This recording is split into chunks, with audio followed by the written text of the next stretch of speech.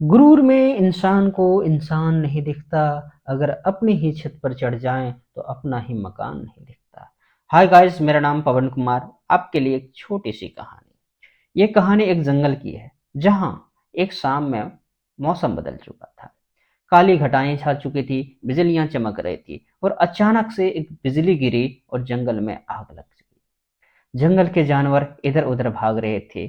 उन जानवरों में से एक सुनहरे बाल वाली हिरनी भाग रही थी। हिरनी प्रेग्नेंट थी, उसको दर्द हो रहा था। वो बच्चे को जन्म देने वाली थी, लेकिन अब उसके सामने अपना ही जीवन बचाने के लिए सबसे बड़ी समस्या थी। सबसे पहले उसको खुद को बचाना था, फिर बच्चे को जन्म देना था। जंगल की आग की वजह से जानवर इधर से उधर दौड़ते चले जा रहे थे। हिरनी दौड़ते दौड़ते दौड़ते जंगल के एक किनारे पर आ गई, जहां नदी थी। नदी के किनारे आकर उसने गहरी सांस ली, थोड़ा सी पानी पिया और वो सोच ही रही थी कि कौन सा जगह सुरक्षित रहेगा जहां जाकर अपने बच्चे को जन्म दिया जा सकता है। तभी उसे ख्याल आया। उसे लगा कि उसका कोई पीछा कर रहा था। तिरछी नजर से उसने देखा तो झाड़ियों के पीछे एक शिकारी छुप करके बैठा था, जो अपनी बंदूक में गोलियां भर रहा था। शिकारी इंतजार में था कि कब वो निशाना लगाए और हिरनी को जमीन पर गिरा दे। हिरनी को समझ में आ गया था कि अब जान बचा पाना नामुमकिन है, लेकिन दूसरा ख्याल आया कि चुपचाप यहां से फटाफट भाग जाते हैं। भागने के लिए जैसे ही डायरेक्शन बदला था कि दूसरी तरफ खूंखार शेर खड़ा था। अब हिरनी के सामने समस्या ही समस्या थी। चारों तरफ से समस्याओं ने उसे घेर लिया था।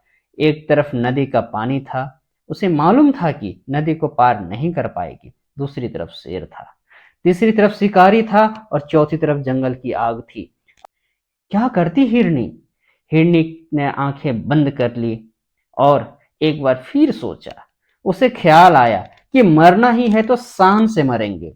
अब की बार उसने शिकारी की तरफ फेस किया और खड़ी हो गई, इस इंतजार कर रही थी कि कब गोली चलेगी। आंखें बंद किया और ऊपर वाले को याद किया और लगातार लगातार धन्यवाद देने लगी इस जिंदगी के लिए। और साथ में प्रार्थना करने लगी कि हे ऊपर वाले, हे ईश्वर, बस मुझे थोड़ा सा मौका दे दो। मेरे बच्चे को इस दुनिया में आने का मौका दे दो। उसने तो दुनिया देखी भी नहीं है। अगर आपकी कृपा हो जाए तो सब कुछ बदल जाएगा। इंसान जंगल में जंगल में आग लगी हुई थी। अचानक से एक चिंगारी उछली और शिकारी की आंखों में जाकर लगी। शिकारी का निशाना चूक गया और जैसी ही गोली चलाए, गोली चली तो, लेकिन हिरनी की जगह जाकर शेर को लगी और शेर घायल होकर जमीन पर गिर गया। चिंगारी जो उछलकर शिकारी के आंखों में पहुंची थी, शिकारी अपनी आंख मसलता हुआ फटाफट वहां से भागा। शेर जमीन पर घायल पड़ा था, शिकारी जा चुका था। अचानक से मौसम बदला और हल्की हल्की बूंदें आसमान से गिरने लगी। हल्की हल्की बारिश होने लगी। जंगल की आग धीरे धीरे बुझने लगी। मौसम सुहावना हो गया और इस सुहावने मौसम में हिरनी ने अपने प्यारे प्यारे बच्चों को जन्म दिया। छोटी सी कहानी है, लेकिन बहुत बड़ी बात सिखाती है। ये हिरनी वाली सीन जो हम में से कईयों के साथ होता है। कई बार हमारी जिंदगी के चारों तरफ समस्याएं आ जाती है, ऐसा लगता है कि संकट ने घेर लिया है, अब कुछ नहीं कर सकते हैं। लेकिन जब कुछ नहीं कर सकते हैं तो क्या कर सकते हैं? तब ये कर सकते हैं कि आंखें बंद करके ऊपर वाले को धन्यवाद दे सकते हैं और लगातार प्रार्थना कर सकते हैं कि अब आप ही हैं जो चमत्कार कर सकते हैं इस दुनिया में। हमेशा याद रखना, जब उसका चमत्कार होता है तो सब कुछ अच्छा हो जाता है, क्योंकि उसके जो प्लान्स होते हैं ना, वो बिल्कुल अलग ही होते हैं। छोटी सी कहानी है, लेकिन बहुत बड़ी बात सिखाता है। इस दुनिया में हर किसी को समस्या का सामना करना ही पड़ता है। जीवन है तो समस्या आएंगे ही।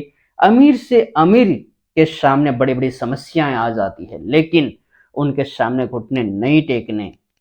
जब आपको लगने लगे कि सब कुछ खत्म होने वाला है, सब कुछ आपके बस में नहीं है, फिर ऊपर वाले पे छोड़ दीजिए, क्योंकि वो किसी का बुरा नहीं करेगा।